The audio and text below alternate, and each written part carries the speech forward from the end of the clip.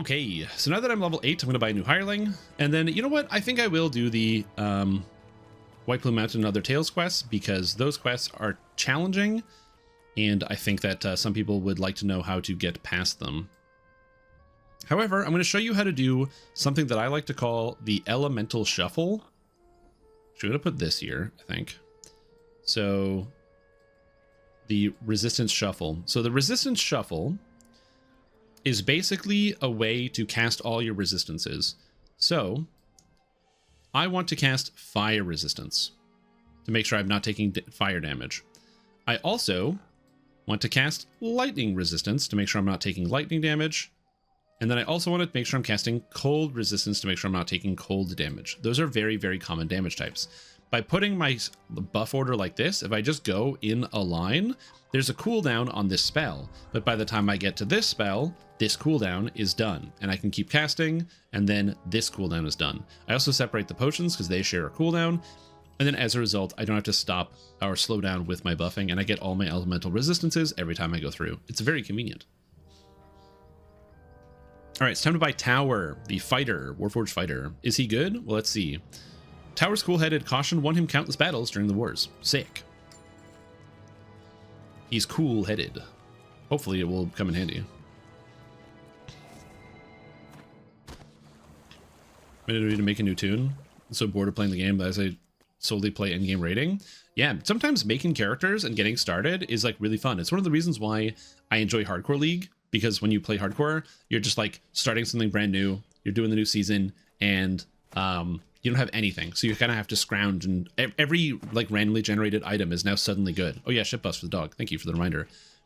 And I find that really fun. It's the same reason why whenever like Path of Exile or Diablo or Last Epoch or any of the ARPGs do a new season where you start from nothing, that feeling of like everything is good, like every item you pick up, every item you find has some amount of value. It's very satisfying because it means you want to explore, you want to find stuff, you want to figure stuff out.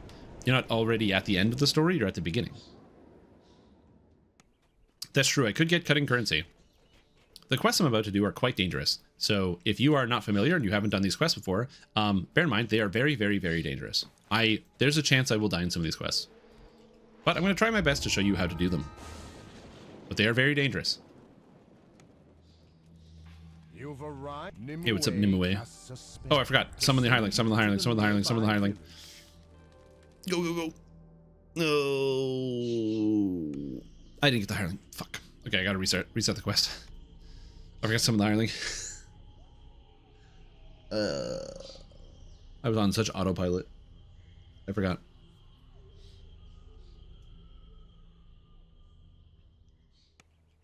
You can only summon the hireling in that opening room, and I totally spaced on that. Fortunately, I didn't do anything, so we're good. Whoop.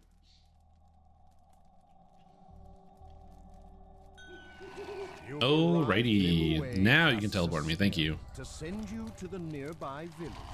I could cast elemental resistances on my fighter, but I'm not going to do that. Also, unfortunately, I'm the only healer now, so I have to be a little bit more mindful about my spell point usage on my healing. So I'm actually going to take out the heal spells, and I'm going to put these on like non-essential. So when I'm out of combat, I can cast these ones, so I don't worry about spending extra spell points on Quicken. But now I have all the elemental resistances, I got lots of stats, and now we're going to go... Wrong button. Ooh. Again, the monsters in here are dangerous. They do quite a lot of damage. You always want to go for the spellcasters first, and surprisingly, even the slingers are quite dangerous. So, yeah. Also, I don't know where my hirelings are and my pet. They are somewhere. Couldn't tell you where, but they're somewhere. There they are. Get them.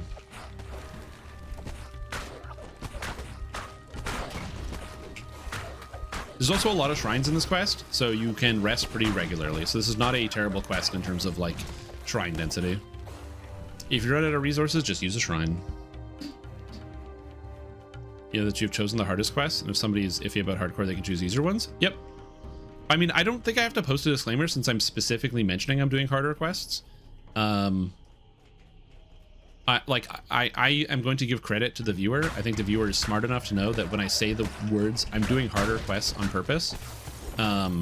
that they can intuit that I am doing harder quests on purpose.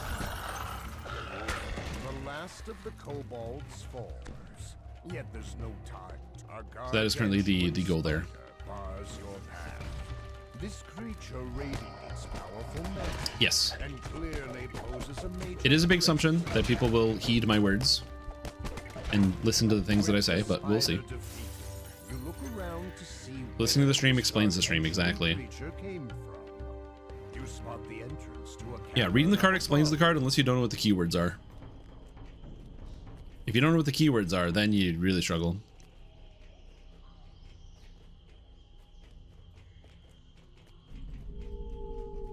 I also like the tower is just a big axe. I almost have as much health as he does. Extend further into the rock than you originally. Something is causing the creature. Something has gone horribly wrong. Perhaps they are. Every time this guy talks, it's all I hear. From what goes up with the orbs. Also, these quests, fortunately, because they feature a lot of like mini bosses, if they're champions, I get a lot of champ chests, which is nice. And the health on these monsters is a lot higher than your average quest. If you wanted to do something similar, you could go and finish off Three Barrel Cove, which is easier. You can go do some of the house quests that are also level 6 that are also easier. So there are quite a few adventures you can do that are easier than this one for sure if you want to get some XP. The Feywild is probably also easier than this if you own it. I'm just doing this because I find it fun. That's it.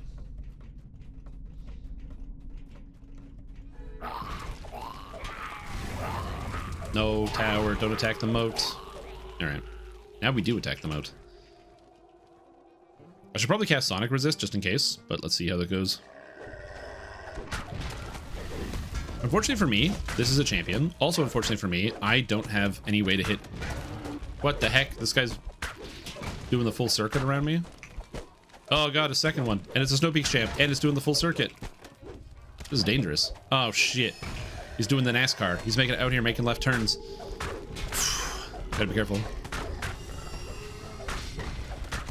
I don't know why they do that sometimes. It's just weird monster positioning.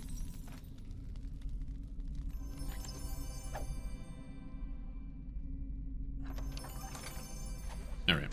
Give me the moat.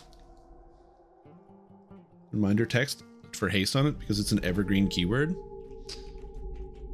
Yeah, I got confused by the haste keyword a few times in terms of its implementation. Because, for example, there's a card that is currently in Standard Magic the Gathering that's in a deck I'm playing called Ruby. And Ruby has the effect that you can tap it to add mana of red or green. But it also has a haste, which I did not intuit that meant I could play it and then tap it for red or green in the same turn. It's a very, very good card. I was like, who cares? It's just a 1/2 with haste. No. It's very good. But I did not realize that at the time.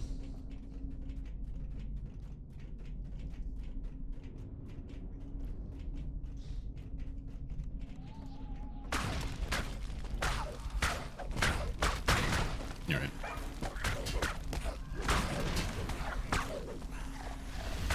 Means in case you forgot about what that what goes fast is all about. True. All right, here there's a trap. There's a trap on the right and then a trap on the left. So you hug the left till you get to the pillar, then you cross, then you get hug the right. The trap boxes are here, but some of them are actually so high you can't reach them, or at least they used to be. I don't know if they still are. We're gonna find that out. I'm gonna come down here. They used to be so high you couldn't reach them. So let's see if that's still the case. Nope, they moved it down. Yay! It used to be up here on the wall. You couldn't reach it. Now you can disable the trap for all your friends and help them through. Yay! Nice hub. I'm gonna use a shrine the next chance I get. So if I see a shrine, I will be taking it. And we're using a lot of resources in these quests because they're tough. Yeah, you had to be really careful. It was like very precise. The problem with standing on the crystal is it would also be somewhat inside the trap, so it would be quite dangerous to actually stand on the crystal. As you're going through as well, you will be picking up these mysterious remnants. There's a mysterious remnant trader that you can trade with inside of the Hall of Heroes if you wish. You don't have to trade with him, but it is a relatively good idea if you have any of those extra resources. Alright, so how do you get through this section? There's lots of really dangerous traps. My honest trick is just swim through the water. then you don't get hit by all these traps that are really, really dangerous. So just swim. If you're Warforged, you can just swim underwater and completely ignore all of this. Now you might be wondering, but Strimtom, if I ignore all the monsters, what's gonna happen? Aren't I gonna like get some type of horrible red alert? The actual trick to red alert and monster alerts in general is that you actually only get those if the monsters can move. Because none of these monsters can move, you don't have to deal with that mechanic at all. And you can completely ignore the alert in here. You have to fight a single monster. These monsters don't move, therefore they're not part of the pathing, therefore they don't red alert. Isn't that neat?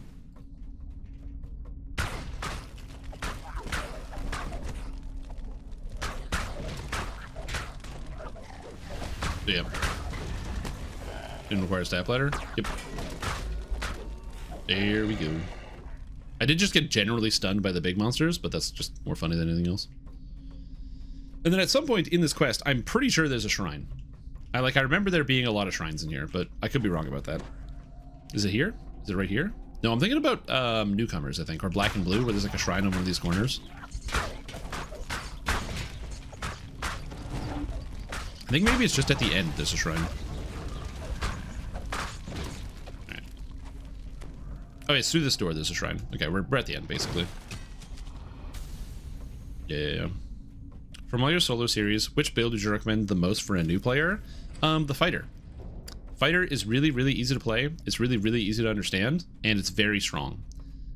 You could probably swap out the Fighter that I played for Dragon Lord if you really want to. I think Dragon Lord might be a little bit stronger, but Fighter is free, and the solo guided Fighter playthrough is really easy to emulate. Because, again, Fighter is really, really good right now. It does damage, it's got healing, it's tanky, it just does everything. There's no downside to Fighter.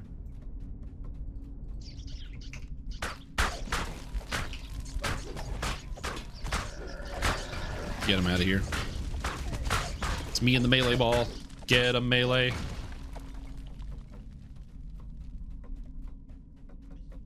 Or a warlock? Oh, sorry, Maggie, maybe missed the question. I was asked specifically of the solo series I have put out. So I have 3 of them. One I did, which was Fighter. I played like a shield using Fighter. It wasn't quite a Vanguard, it was just Fighter with a shield. Because its shield is pretty defensive. But mostly Kensai. And then I also put out a video about Stormsinger Bard, because Bard is pretty fun to play. It's pretty straightforward, it's easy, it's powerful. The downside to Stormsinger is that it is pretty squishy, but the goal was to show people how to get through things like traps, especially with a squishy character. How do you handle those situations? So you could also do that as well. And then the one I did after that was Solo Guided Caster Ranger, where I played a ranger who only casts spells, which was really painful to show you that even if you have the worst character you can possibly think of, it still works. Also, Wrath, welcome back to the stream team. Preach and support me, fantastic day. Well, it's up. 81 months is a long time. Good morning. How are you doing? How are you doing? So I don't have one for Aura Warlock, so I can't recommend it as a series to watch on YouTube. But if you are in the future, and I already made that, say it. Now, one of the reasons why I like this quest is I remember doing this with somebody where they like, oh, I gotta open the door. They went to the lever, and the lever breaks in their hand, and they couldn't figure out what to do. And they're like, huh? And then boom.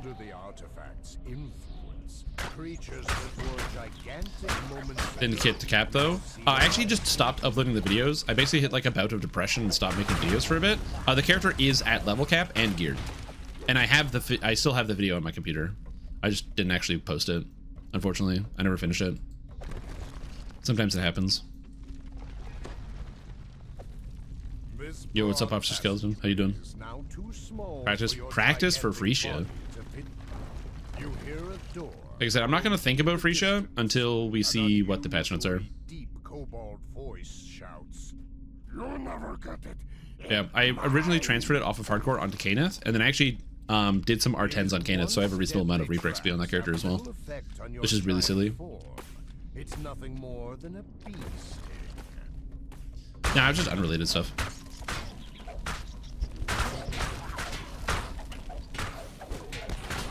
Unfortunately for me, I have severe depression, which is sick. It just interferes in many aspects of my life in ways that I'm not happy about, but it is what it is. The brain be doing the brains things. Now this monster can be quite dangerous. In heroics, he's okay. He's not as bad. But in epics, this guy has Dragon Breath, the old Dragon Breath that can do thousands of damage. So if you do this quest on epics, bear in mind, if you do this at 21 and you think, oh, I'm not going to get hit for 2,000 damage, yes, you are. He casts old Dragon Breath. He will hit you for 2,000 fire damage.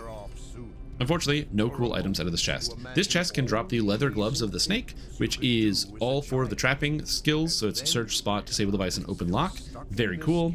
I unfortunately did not get it, but it's a really cool pair of gloves for that purpose. All right, and now we're going to do arguably the hardest quest in this area, which will be, what was it? The Price of Freedom. Not the best quest, but arguably the hardest one. I could take that open lock item, but I kind of just don't care. But I will take it. It's level 9, so it's going to give me a lot more money. So I'm going to sell that. Okay, Price of Freedom. Right. So she gives me a wand and we're good to go. So in this adventure, you get a wand and you need to use it to fly up to the top. If you have feather falling, make sure you put it on. It is very, very useful for this area. So I'm going to make sure I put on my feather falling boots that I have in here. My feather falling boots. Do I not have feather falling boots? Ooh, that's annoying. Well, apparently I don't have feather falling boots. Fortunately, I do get feather falling, so it's not all bad. I'm going to take the wand and put it on my action bar so I can swap to it. The goal is to get into the prison. You can get into the prison, the front door, by basically fighting your way through unlocking all the bolts, because there's like a bunch of keys on the outside you have to, or like levers you have to twist to get in. But that is a very tedious process. Instead, I'm going to shorten that process by flying right over top of the prison and then breaking in the fun way. What is the fun way? Basically, we're just going to be flying up here, flying up towards the prison, and then hitting some more of these buttons as we go. Unfortunately, I somehow managed to not land any of them where I wanted to, but what are you going to do?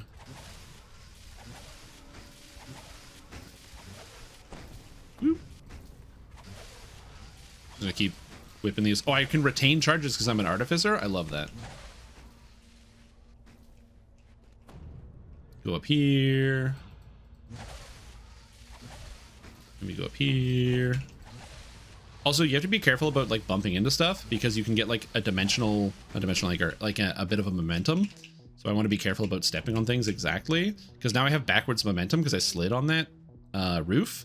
So I'm actually pushing forward. I'm just not moving forward because of momentum. So I'm probably gonna have to land here just to solve my momentum problem because I stepped on something that I was not supposed to. Oh God.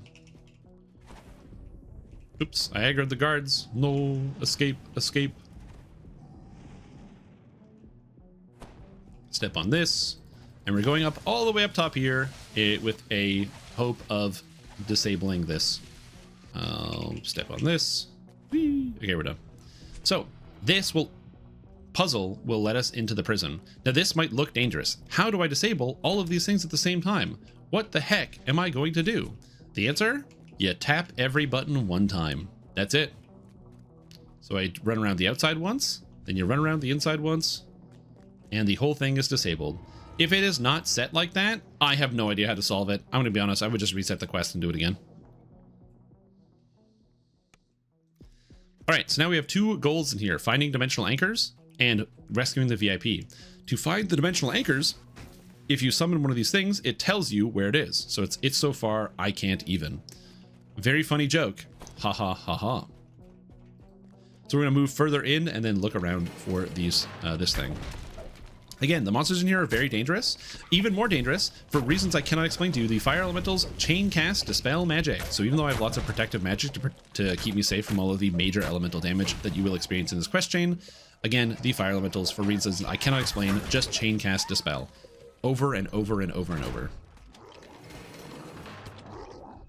Okay, good. Also, you have to be careful about your pets and your hirelings. They will, oh good, it's already chain casting. It's the first spell that it casts. It's a very, very annoying part of this quest and can make it very, very dangerous. This thing is also resistant to physical damage and fire damage. Okay, cool. So it has gotten most of my spells down, so I just gotta make sure I don't get too hit hard here. The fire elementals are very dangerous in this question. Very, very dangerous. I don't need every spell though, so it's fine.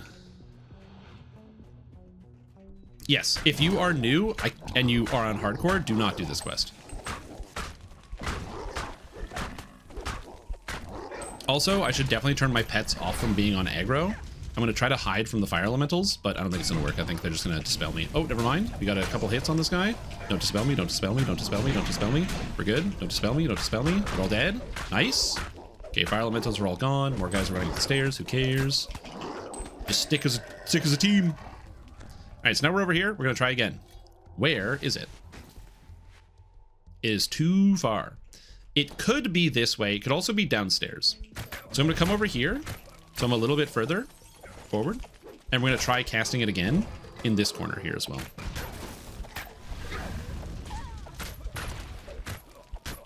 Yeah. No loot to speak of. Easy skip. That's where you're actually very wrong. There's extremely powerful low-level gear in this quest chain. Or in this quest. Far. Okay. So it is probably over here. So I'm just going to go down here and do a quick check.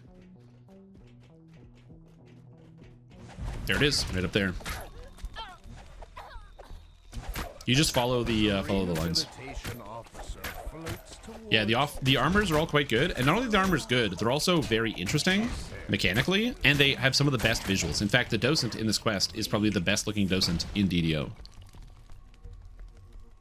Unfortunately for me, I can't climb up this. Fortunately for me, my guys can climb up this. What? Oh, there's a moat. I can do the moat. Oh, why are there shadows? Uh-oh. I'm gonna put you guys on passive. I don't trust you. I'm putting these guys on passive. And we're not doing the moat. We're skipping the moat. There's too many layers, and the hirelings are going up and down through the floors, and I just don't want to deal with, like, getting ambushed by something because they aggroed a thing I didn't even know was coming at me.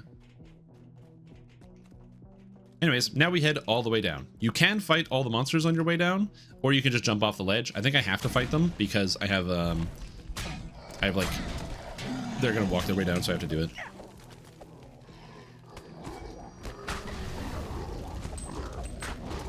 Yeah, I agree. It would be nice if the moats were intangible so they didn't soak up every hit.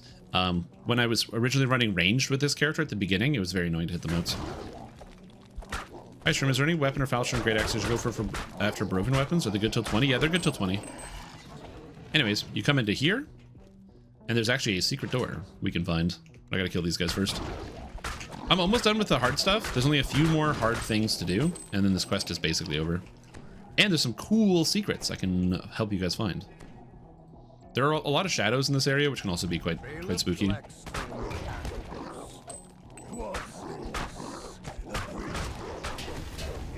Alright, dodge the combos. Fortunately for me, the adamantine plating actually does make me a little bit tankier.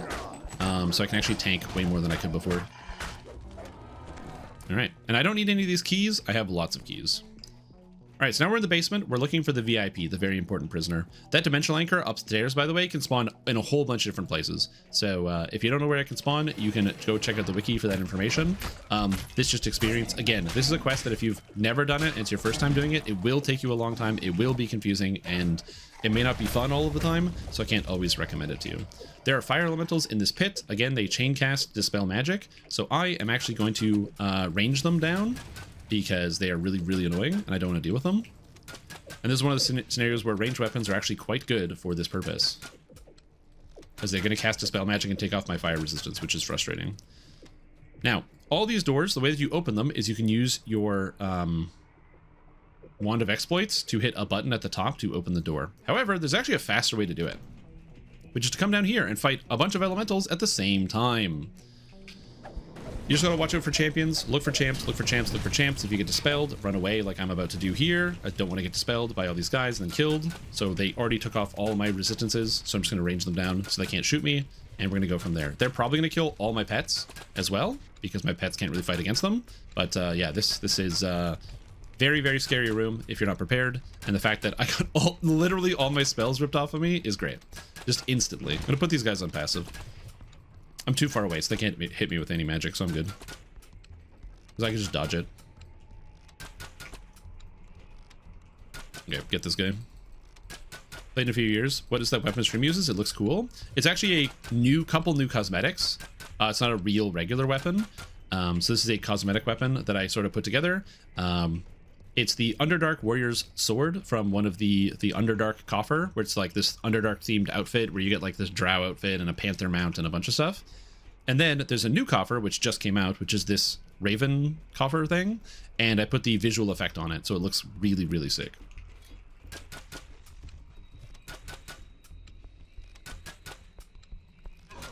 Okay.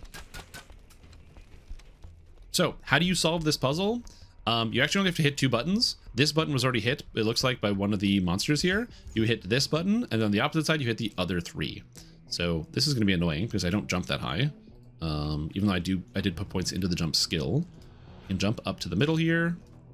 We can jump up to the middle here, hit this button, and boom, it opens up all the doors at the same time. There's also a shrine in here. I'm going to hit the shrine because I just don't have any buffs, and it's annoying. So we're just going to go in here and hit the shrine. Because I want it.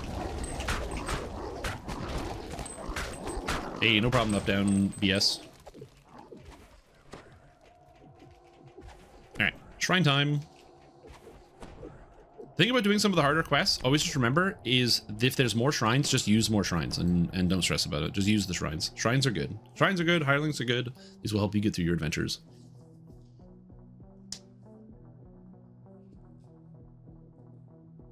I was also debating if I should put on a Ruby of Ghostbane I've left over for a couple of years ago, or should I get a Ruby of Acid Blast?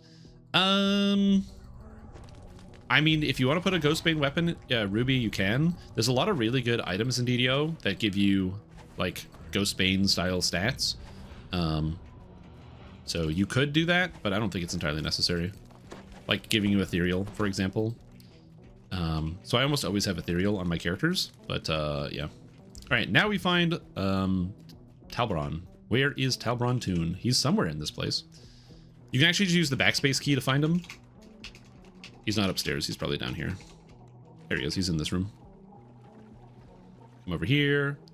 Hey, bub. Break him out of jail, and then he gives me a key. The key is used for the last door over here. So we have to hit all 3 of these buttons to open this door. So button 1. Button 2. And then fly up here, and button 3. Only downside is you have to wait for the thing to go away. And if you're like me, I put the levitation pad right in front of the door, which is silly and frustrating of me to do. All right, so down here is the boss, but not only is there the boss, there's also lava, and there will be shadows that will be popping out to attack me. So just be mindful, you will be getting attacked by shadows during the section because they come out of seemingly nowhere. But it is not actually nowhere, and I will show you where that is so you can get some cool loot for yourself, because the shadows are actually guarding it, which you might not know. So, there's actually a secret door here. To open the secret door, up here, there is a under lava target lever. I'm not going to swim and go get it because it's dangerous, but you can actually shoot it. Can you die? Thanks. You can actually shoot it. So it's like right down there. I don't want to swim and get it because I'm an idiot. Oh, actually, I did hit it. Perfect.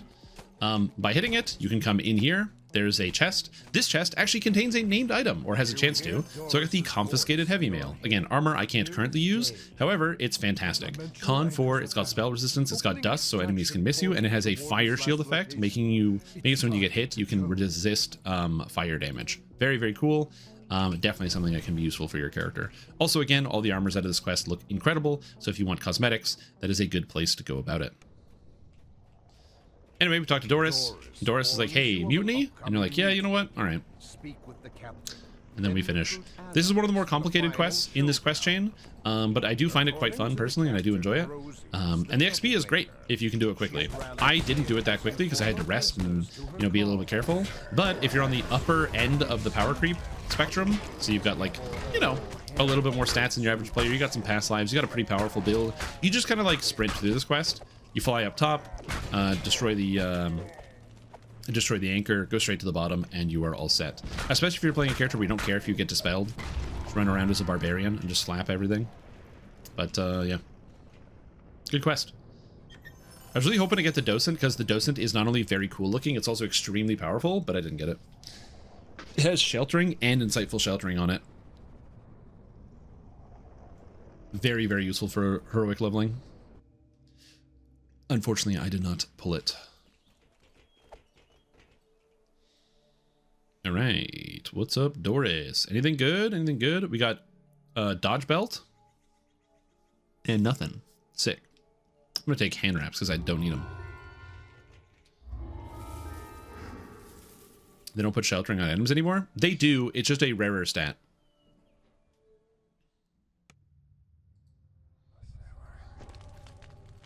All right. This next quest is you have to solve a speech for a guy. This one is not very complicated. It just has harder monsters in it. So same as before, just harder monsters. For your barbarian, yeah. There's a trinket you can get from the quest housekeeping that is level 3 and it just gives you ethereal all the time. There's also the cold iron bracers from Feywild, which is also relatively easy to get and gives you ethereal all the time, which is nice. These guys kind of ambush you, so it's good to kill them and get them out of the way. Good old dretches and demons. Yeah, the monsters in here hit quite hard, especially all of the piercing doubts. The manticores are dangerous. The other problem with the manticores is they do aggro through the walls. So if you rush too far forward, you will find yourself getting surrounded by manticores very quickly. Again, this is one of the reasons why I have a good amount of armor class. It's still 33, which isn't insane, but these guys do miss me sometimes.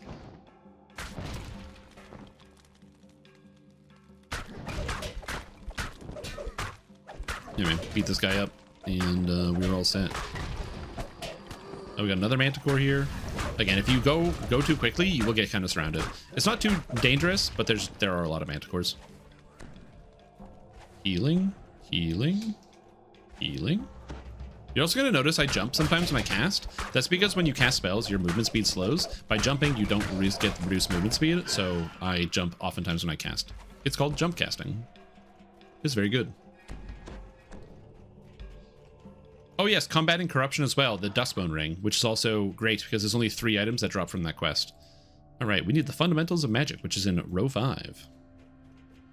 I forgot about Dustbone Ring. It's yeah, it's got ethereal on it, and also there's only 3 items, so which means if you do it 8 times on elite, you're actually pretty likely to get the item, which is nice. Would spectral gloves work? Yep, yeah, you can use the spectral gloves. They're just rarer. The spectral gloves are relatively rare, but if you already have one, you can use that. The Principles of Magic. You found one of the books for the speech. I also love this quest because the quest is like, you found a book that could be used for the speech, because you clearly are picking up the wrong book. It's great. The Feywild Runearm. Yep, yeah, you can definitely get the Feywild Runearm. The Necronomicannon. Great name. Fun Runearm. Yeah, they do put sheltering on items. It's just farther and fewer between. So, for example, there's an artifact pair of boots that comes from the raid Threats Old and New that I actually really want for my Warlock build, and I'm still farming for it. That artifact is really, really, really good, and it has sheltering. So, it's always fun.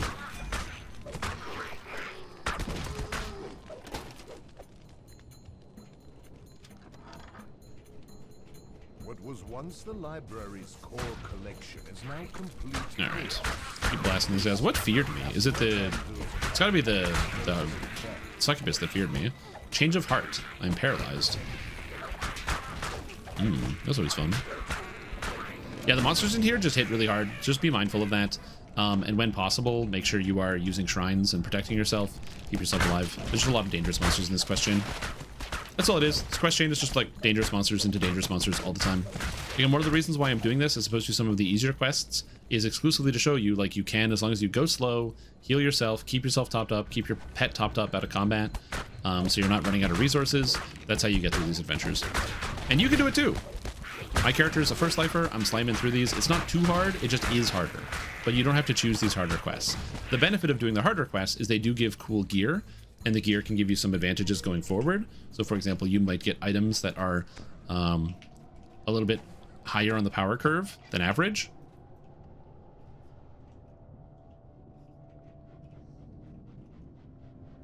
It's not that rare. It is not a rare item. It is just on the named item pool. The problem is I believe there's 5 items on the drop list, so it's not as common as something like the Dustbone Ring is, for example. Oh, there's a moat downstairs? I'll get it on the way out. Cause fear.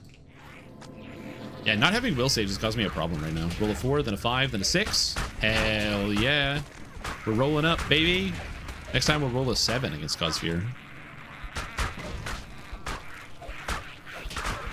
insightful sheltering on things. I've gone to physical magical sheltering. Yeah, I do think that is better for the game generally. I think that condensing too many stats is a bad thing, and you should have to make different types of decisions, deciding whether you're going to be deciding whether you're going to be weak to magic or not, as example. I think that is a interesting decision. The problem is they can't undo the items that already exist in the game that give like both. A great example is like the Hallowed Castigators. Those just are in the game already. So yeah, it's a tough one. I was watching your past streams, wondering how it is you toggle your Featherfall on and off so fast. Block. So when you block in Dungeons & Dragons Online, it turns off Featherfalling. You just press the block key. Come on, get on the thing.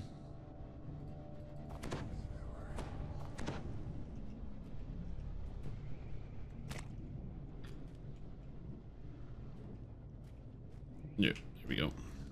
How is the PvP in this game? There is no PvP in DDO. Technically, you can PvP other players, as there is a tavern you can go into, and you can do what is called a tavern brawl, where you can just randomly fight other people who are also in the tavern. And you can also do structured PvP, where you form into teams, and then there's little PvP arenas you can do. For example, you can do like capture the flag and a couple of the different type of game modes that involve PvP. However, it is unsupported by the development team, and at the end game, everybody else can one-shot everybody else from a huge distance.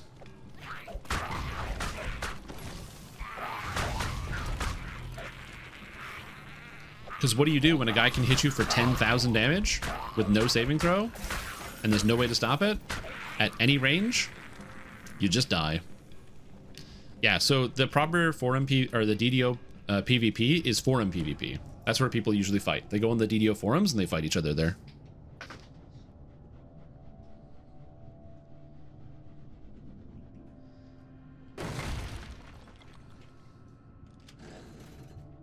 Yeah. This game is not designed for PvP. However, it could be, in the sense of not with the developers doing something about it, because I think that using development time on PvP, a system that most DDO players don't wish to engage in anyway, wouldn't be a good use of their time. But I think the players could make a feasible set of rules for PvP. I've thought about this for a while, and I think there is something you could do to make a kind of PvP rule system that I think would work.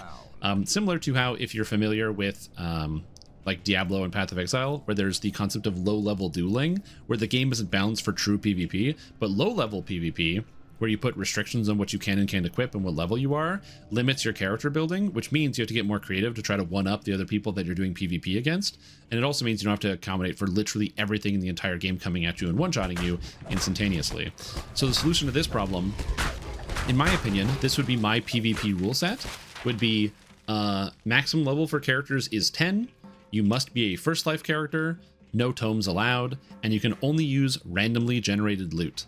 I also like flirting with the idea of possibly banning the Warlock class entirely because of its access to infinite ammo magic. But that's what I think would work well for PvP. Because you're limited to level 10, you don't have any tier 5s, which give a bunch of really crazy and unbalanced abilities. You also don't have, because again, you're limited, you're level 10, you don't have the more powerful spells. Clerics get access to Raise Dead, but not the good ones. The spellcaster AoE spells are not insane at that point. Alchemist doesn't have a lot of their broken spells. And so it does limit a lot of what you can physically do in the game. But it still has a lot of flexibility. And the other thing about it is because it's first life only, no tomes, mana points are also heavily limited. So melee characters aren't entirely left in the lurch.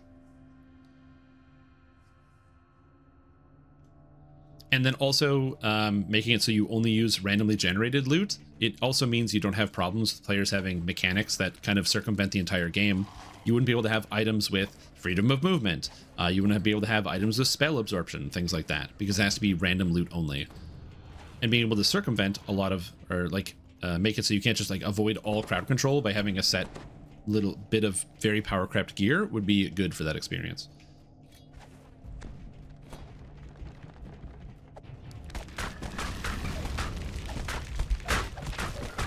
Yeah. What do you think? Can a Charisma Sorcerer Paladin work with heavy defense and passive casting? Or any Sorkit in these days? I mean, you could just mix the two together and do like kind of Eldritch Knight plus Paladin. You definitely can do that. It's a cool idea. It's something I actually used to do a lot back in the day. The problem is there isn't as much synergy as there used to be, and not that there's as much synergy. The game has gotten like harder over time. Like the newer content, the numbers you need are higher. You need higher spell DCs. You need higher hit chances. So I wouldn't say it's as good. What you could do though is something like 12 Sorcerer, which gives you, if you want to play like a Warforged, it gives you access to the Reconstruct spell, as well as then having like maybe like 6 or 8 levels of Paladin. No, I gave Brooks some keys earlier and they died. R.I.P. Oh no, I'm trying to hit him with this. I gave him some keys and they died. R.I.P. Hate to see it. I'm never gonna make it up here. But yeah, what you could do is do like 12 Sorcerer, go Warforged, get access to like the Reconstruct and the instant healing, which is really, really nice. And then do like 6 or 8 Paladin for the rest of it. Or alternatively, if you really wanted to, you could do like a Dampier Sorcerer and do like maybe like 8 levels of Dampier or of Sorcerer to get access to like a lot of the self-healing, the good self-healing spells, and be like an undead Paladin Sorc. Go, please. Math book, not the right book.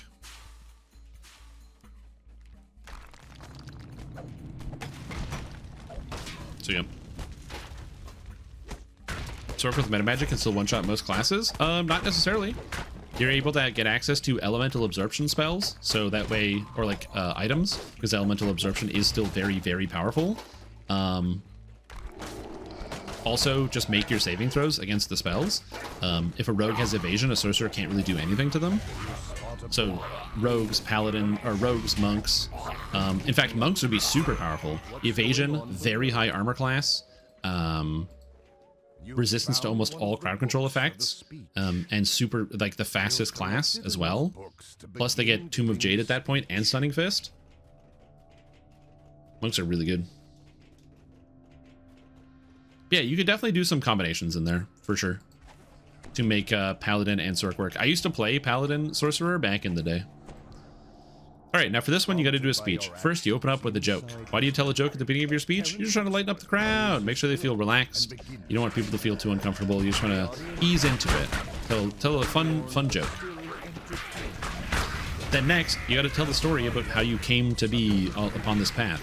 How did you come up with this idea? Where did that come from? I am afraid and dominated. This one distracting fantasy is currently kicking my ass. Also, Vaspar, please go away. Thank you. That one monster almost wrecked my entire team because I got paralyzed and I couldn't do anything. I need will saves. My will saves aren't even that bad either. It's 10. All right, back to the podium. Now we tell a memoir. Or an anecdote. You'd be like, this is how I came up with this idea. Terrance's tale of his old school friend and their favorite subject. Yeah, because Dampier lets you become undead, Sorcerer lets you cast spells really quick, and Paladin is just cool. The fundamentals of magic, and then you slam them with the final story. This is something. Where's the great axe? True. We don't have any great axes in the coffer. Just do the cookbook right at the end. Hey, don't get crowd controlled. Don't get crowd controlled. Don't get crowd controlled. Don't get crowd controlled. Hey, we're almost done. No longer affected by Vaspar damage. Whee! And I got Memories of Charity, which is the Charisma helmet, which has a Mythic 3 bonus on it. Really cool item. Totally useless for my character. Really cool item. With Magic Missile, you ain't killing anybody with Magic Missile. There's no way. One, you can block Magic Missile with like a wand. So you can just like slap a Wand of Shield to get rid of Magic Missile. So that's no problem. And two, even if you can hit somebody with Magic Missile, it's like you're doing maybe 30 damage a missile. I mean, sure, you can cast them relatively quick, but oh my lord. And then even if you, the argument of like, oh, well, you know, they can just get their spell points back. if you actually do the PvP arenas, spell points do not recover that quickly. There's no shrines, and you have 10 minutes. If you burn all your spell points right at the beginning of like a PvP round, and then you have no spell points for the last 9 minutes of it, it's not going to be very good, especially if you're doing something like a capture the flag or other type of game mode. You got to be more conservative with your points. Because in the PvP arenas, you do not get your spell points back when you respawn, and so you just respawn with nothing. So it's not the best way to go about that. Also, spell absorb exists. With my idea of a PvP where you can only use randomly generated gear, you wouldn't have access as like equipables. You wouldn't have access to spell absorb. Also, Smile Life, welcome back to the stream team. Appreciate the support for 60 months. That is 5 calendar years. Wow, that's amazing. I appreciate you tuning in and watching for the past 5 years. I hope you're doing very, very well. And that's in a row too. God damn. Thanks, dude. Appreciate it. All right, this quest can also be dangerous because there are some spooky monsters down here. The opulent officers. These are one of the few monsters in the game that cast law spells. They are very dangerous if you're playing a chaotic character. I really should not be here. They're very dangerous to me. They're one of the few monsters that can kill me. So I'm going to be very, very careful. If anything, I should probably have my hirelings go first against them, but whatever.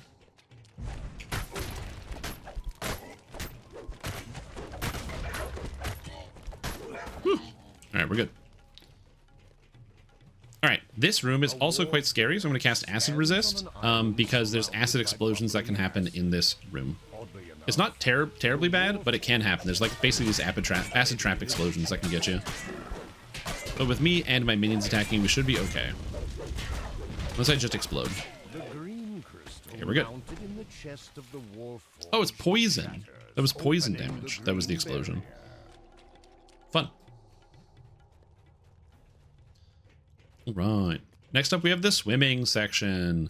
The swimming section can be scary to many. I personally don't find it that scary. If you do take damage, you can always drink potions underwater. I don't have potions, so I can't deal with this, but we're just going to swim through and not die. Or I am going to die. If I do get low because I misjudge the height of where I'm allowed to stand, I will 100% recall out of this quest, but I should be okay. Warforged are weird because they are taller character models. Every character model is the same size. But it's always the feet. You want to use the feet as to where your character is.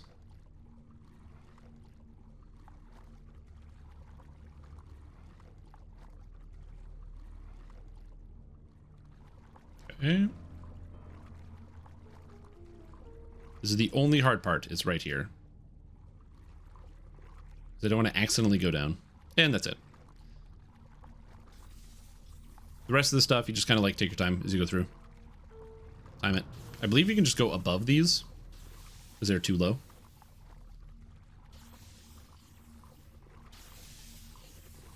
Whee!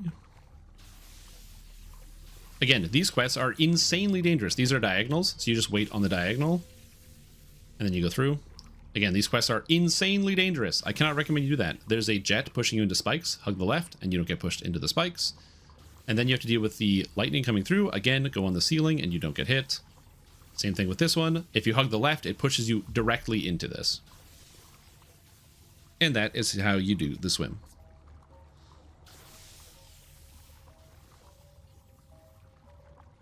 The hard part here is also at the end where you have to swim against the current. Unfortunately, my swim sucks.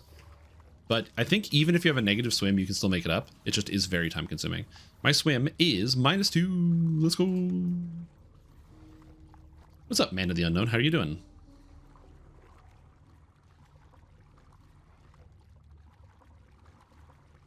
Again, I'm not directly showing the quests that you should be doing, and I'm specifically not showing the quests that you should be doing because all those quests are going to be easier. So if you see that I can do this, and maybe you can do this, then think about how easy all those other quests are going to be for yourself.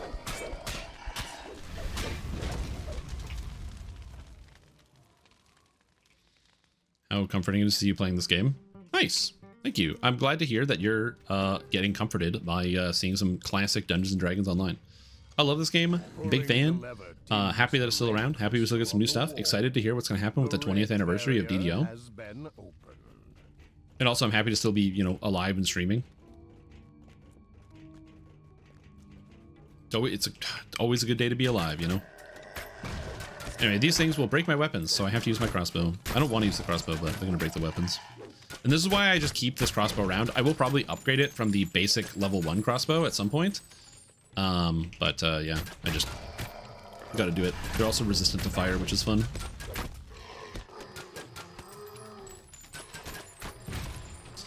And I'm going to show you a cool trick for this next room. This is actually not an Artificer exclusive, but one of the benefits of being an Artificer inside this quest.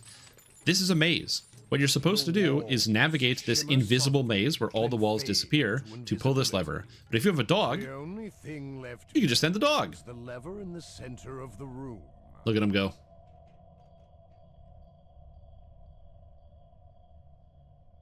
You know, I could do it.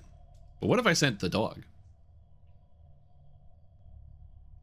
Going right through that invisible maze. If you've never done this quest before, the maze can be kind of annoying. It's not too bad. Like, I've done this a few times without the dog. But, yeah. And that's it. Maze complete. And run through? Yeah. The final crystal goes dark, and it's one of those skills where it's like, listen, I don't know most things, but I do know how to get through this maze without looking at it. Do I know when my next doctor's appointment is? I have no idea. But I can get through that maze, no problem.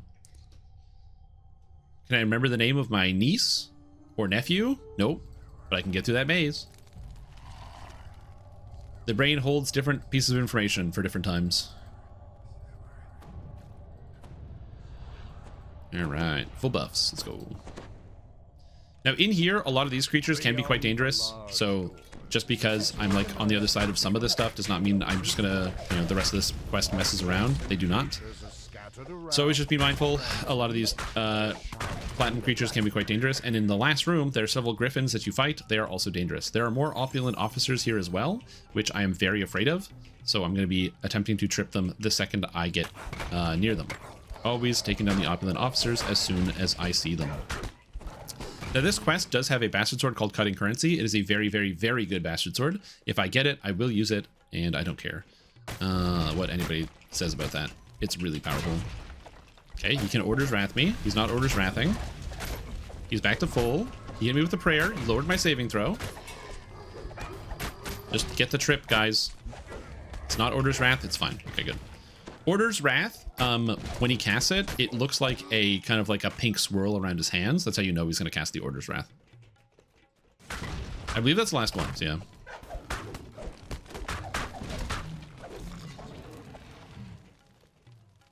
For a quest to normal feels good. It does, yeah, dude.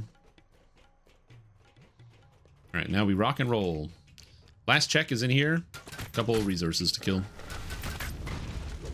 Yeah, the crest of the wall trick is awesome. We will be doing Crucible, obviously, because what would a solo guided playthrough be if I don't do the Crucible? I don't know if I'm going to do Giant Hold, because I think Mitranor might be an interesting place to explore, but the Crucible for sure, because people like seeing how to do it solo. Because if you don't know, it's not too bad. It does require use of like a single hireling, but yeah. The glyphs represent locks that must be opened to okay. So with these types of puzzles, all of the outsides are death. So I'm just going to turn everything here so that nothing can hit the red. So that way I don't instantly die. For doing any type of hardcore challenge, always solve puzzles backwards. So that way you don't explode.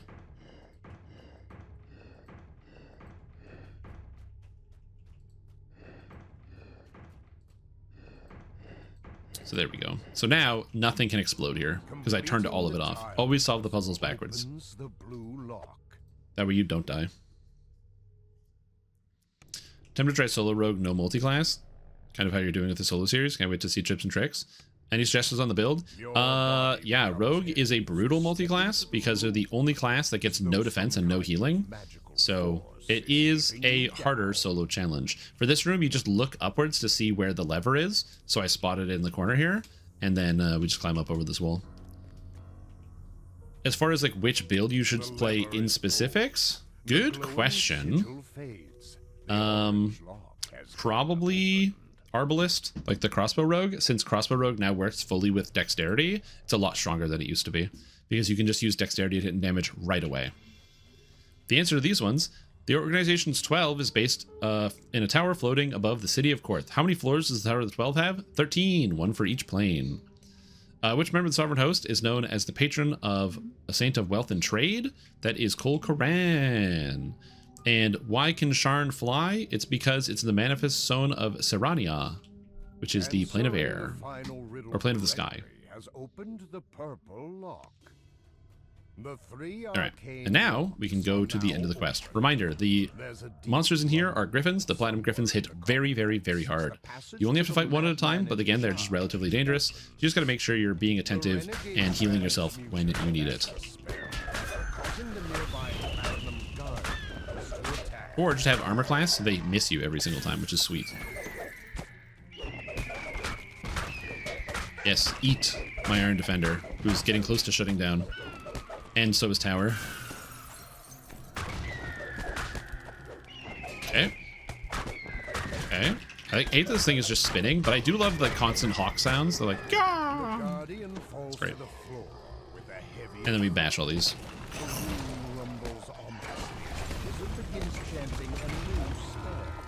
Alright. And then we grab the chest.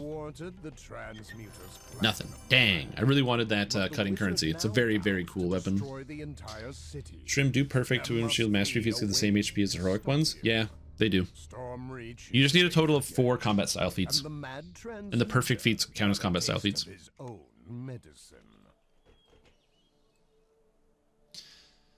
Okay. Anything good? Blasting of Reconstruction. Sick necklace. I really want to use this. I'm going to bank this for later because all the stats are good. Evocation good for my rune arm, reconstruction good for my repair spells, but I don't have a better trapping item. So I'm going to hold on to this for later until I can get a better piece of disabled device gear than my necklace. With some bait, I will have it. So there you go. So that's how you do those quests. I'm actually going to go and finish off Three Barrel Cove because I can. And do some of the other Three Barrel Cove quests, but that is how you do that. However, before we go into Three Barrel Cove, I'm going to do 2 things. I'm going to sell, and then I'm going to buy a couple potions which will help me on my adventure. Metal Gears and the enemies, and then artificing them. Playing to your response, I say chat something staff rogue. Oh, so what I said was rogue is the hardest, in my opinion, of all the classes to play solo, because it's the only class that gets like no good defensive tools and no inherent healing out of like all of the classes in the game at this point. So I can't super recommend that you play rogue, but if it is something you still want to do regardless, crossbow would probably be my choice because crossbow has been changed. So now crossbow, Wand of Fox is cutting 6. Oh, that's sick. Okay, I'm gonna use that. Crossbow has changed. So now you can use dexterity to hit and damage with it whenever you want. You don't need to just get intelligence to hit and damage, so you don't need Harper Agent. You can use Harper Agent, but now instead you can use Horizon Walker if you have it, or if you don't own any universal trees, you can just go right away, which is cool. Fox's Cunning Wand. Nice. I can now delete all these potions. See ya. Yeah, Mechanic Rogue. Because you can use Charisma or Dexterity for all this stuff. Line up and sit down is a very slow attack, so it's not as good as you might think. All right, now I'm going to buy some haste potions. Now, the reason why I'm buying haste potions, they're expensive. They help me attack faster, but I'm actually buying them specifically before I do this quest. I will be buying and drinking a lot of haste potions throughout the rest of this adventure, and you might consider it as well. If you're any type of melee, haste potions are very addictive because they make you feel very, very, very powerful for a short period of time while they are active. However, there's actually a very specific reason as to why I'm using a haste potion, and that's because I'm going to go to Three Barrel Cove and do the quest the Troglodytes get. Inside that quest are Troglodyte Warlocks, and the Troglodyte Warlocks like to chain cast the slow spell. If you get slowed, you're just slowed for like 3 minutes at a time, and it's brutal, and it makes you want to turn the game off, throw your computer out the window, and take up cross-country skiing. So, how do we solve this problem? Haste potions. Haste counters the slow spell. It also makes you faster, which is convenient. So it's kind of a double whammy.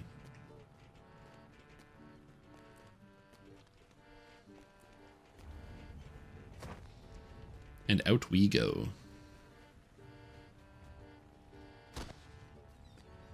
Oh yeah, line up and sit down is a good damage attack. It's just a very slow attack. So it, like, in the sense of how long it takes to actually activate and use. So not everybody uses it all the time. When the updates to Mechanic Rogue were announced, people thought it was going to be like the savior of Mechanic Rogue and basically make it like the top build. It did not. It is still a very powerful ability, but it did not make Rogue catapult into top 1 status.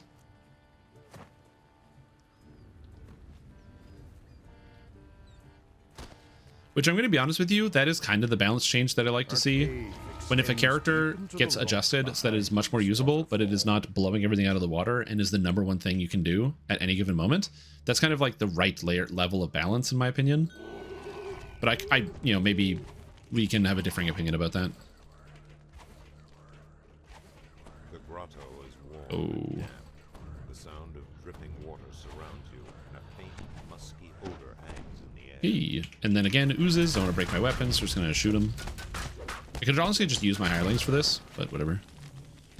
Is there a good melee fighter build out there, or is that just basically Dark Hunter? It's basically just Dark Hunter, although you could do rogue and fighter and do kind of do like quarterstaff rogue / fighter, because there's some synergy there. At least, and I used to have a barb, and I remember farm green steel. Are green steel weapons still good? Green steel weapons are good. The problem is the amount of work to get into them. It doesn't is not worth it for the amount how much better they are than modern weapons. Modern weapons in Dungeons & Dragons Online are quite good, and green steel is not so good. It is worth it to go out of your way to farm for the hours and hours and hours that you need to do it. Remember, you'll have to go start farming out Shroud a whole bunch. If you happen to have a raid group that you can get to do heroic Shroud, and people you can get to go do all these things, and you can convince all your friends that this is what we're going to do this Saturday, absolutely. I just can't recommend it, because you can just go get a Barovian weapon, and a Barovian weapon is like 80% or 85% of a green steel weapon, and it's literally free. You just talk to an NPC in the Barovian wilderness, and you get it.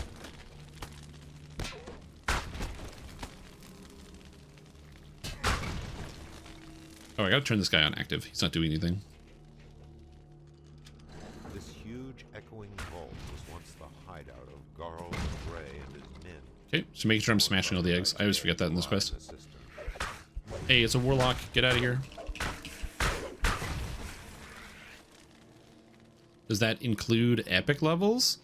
Once you get to epic levels, they added a update called Keep on the Borderlands, and Keep on the Borderlands lets you craft an item for a single ingot that's level 20 of every single weapon type in the game.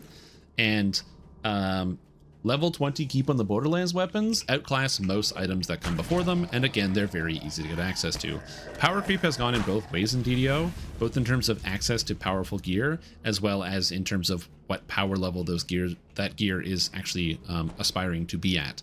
That being said, there are items that do outclass both of those things, and Legendary Green Steel is not usually on that list of items. Also, that guy just hit me for almost 100 damage with the fireball. That hurt.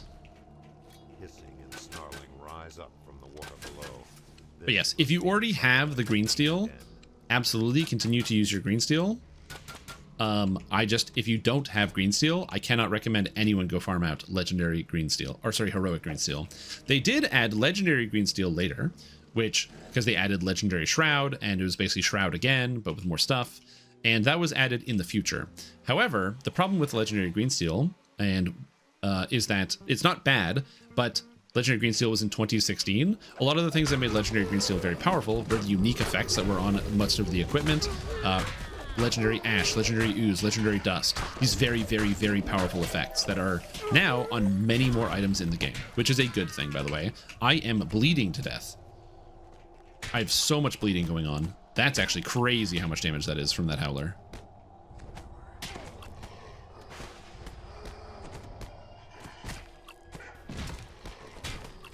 Oh my lord. How is this balanced? I mean, I am alive, I guess, so maybe it is balanced. But what the hell, dude? That's crazy.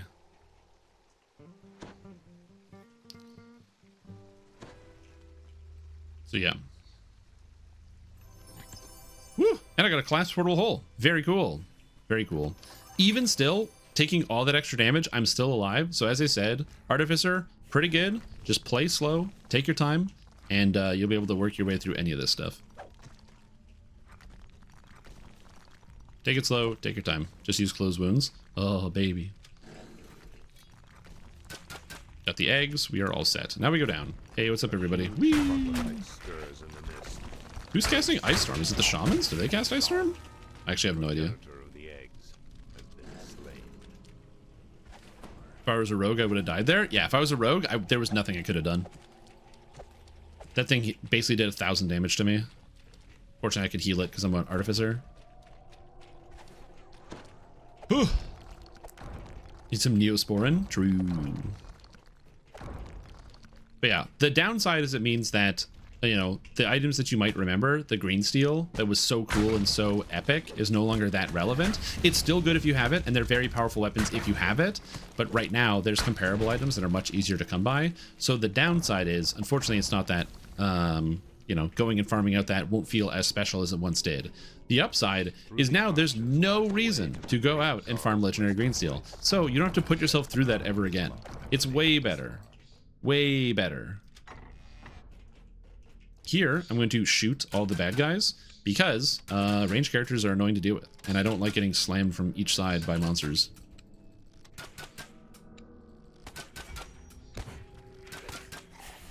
Okay, let the creatures fight them. This is why we still have the crossbow. The crossbow is still useful given the moment. I do way more damage in melee, but having access to the crossbow is just super good.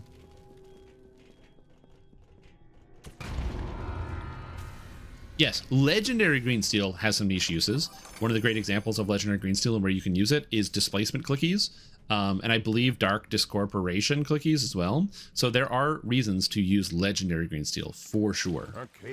Heroic green steel, not so much. Oh yeah, radiant force shield, that's it. But heroic green steel, not so much. Whoa, animal growth? I ain't doing that. All right, now I can take level 9. Let's do it. Time to level up. Feels good. I think I'm Delulu. I want to play League of Legends. Yeah, that's how you know you need more medication, buddy. Take another ibuprofen, get a cold glass of water, and lie down for a couple hours, and you'll feel better.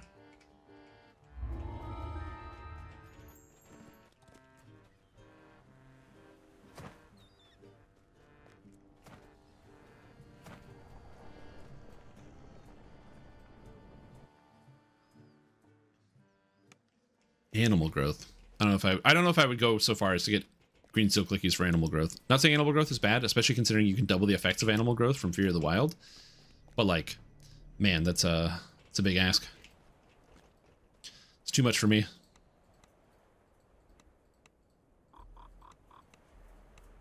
All right, balance. We're almost done leveling balance, which gets to 7. We're done. And then I get to take improved single weapon fighting to improve my attack speed. Even more attack speed, even more damage. And I get 4th level spells. Now, of all the spells in here, I do want repair critical, because that is good. I also want cold iron weapons, and I want greater elemental weapons. I'm going to take greater elemental weapons for now, and then I'm going to go learn the spell, repair critical damage. So I can have both of them. No, why did I walk away? But I will get cold iron weaponry later as well, because I do want that spell. All right, back to what we were doing. What was I doing? Improved single weapon fighting. Oh no, I'm like scrolling too far. I don't know how to play the game anymore. Ah! So I'm gonna take greater elemental weapons for the damage in the short term and go from there. Can you get a guild invite? Let's see, guild invite. Oh, I can invite people to the guild. Let's go. Very exciting. So now let's go learn a spell. So I'm gonna do another quick spell. I wouldn't say spell learning spree, but I'm going to go learn a single spell, which is repair critical.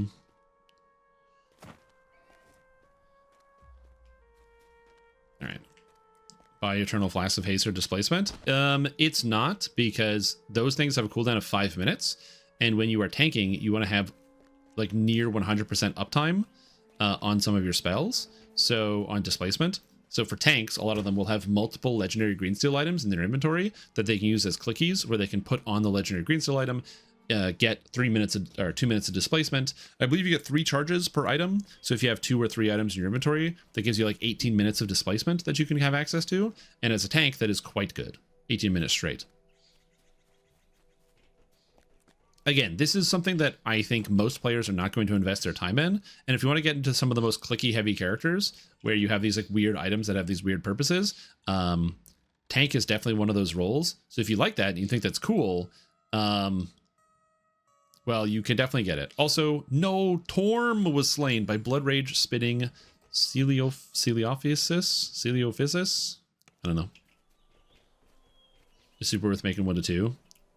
I mean, yeah, if you play animal form, I guess. Wait a minute. You can animal growth as shifter, right? Is that why people are playing shifter? No, you're incorrect, Artines. Elitist is when somebody is talking down to you, like they're trying to insult you. So being like, this person's an elitist. They're like talking down to me or insulting me because of this difference in skill. Explaining how something does something at a high level is not being an elitist. That's just explaining why somebody would want to do something at a high level of play. It's like an opportunity for you to learn and get some new information. I don't have the components. What? Is that a 5? What an elitist way to explain elitists? Yeah, probably.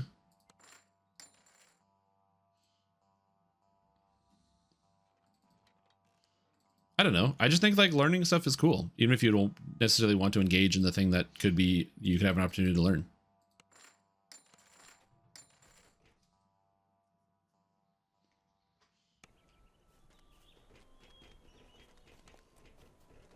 That, and also, I don't know, like if somebody is going to take the time to go out of their way to explain a concept to you, and then you get upset at them and call them an elitist because they know something that you don't, that just feels weird.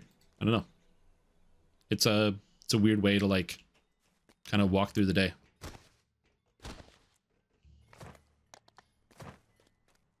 It's like a good way, if you want to discourage people from interacting with you generally, that is a good way to do it. Learning is cool. My brain is full of so many useless facts it randomly remembers. Oh yeah. It's one of the reasons why I enjoy listening to Hank Green talk about basically anything, because in almost every time you see him doing anything on a podcast or on like one of his like many shows dedicated to different types of learning, he just has so many weird random facts. I'm like, ooh, that's neat. Pretty clickies and pots and cookies and expendables. Yep, yeah, a lot of people will do that. I'm too lazy to do that, but it is a better way to do things. But I'm too lazy to do that. Now I can turn on Biesh weapons. Heck yeah. And I'm going to finish out the rest of Three Barrel Cove. I didn't need to necessarily take that break, but I did. I'm also going to go get my dog more ship buffs.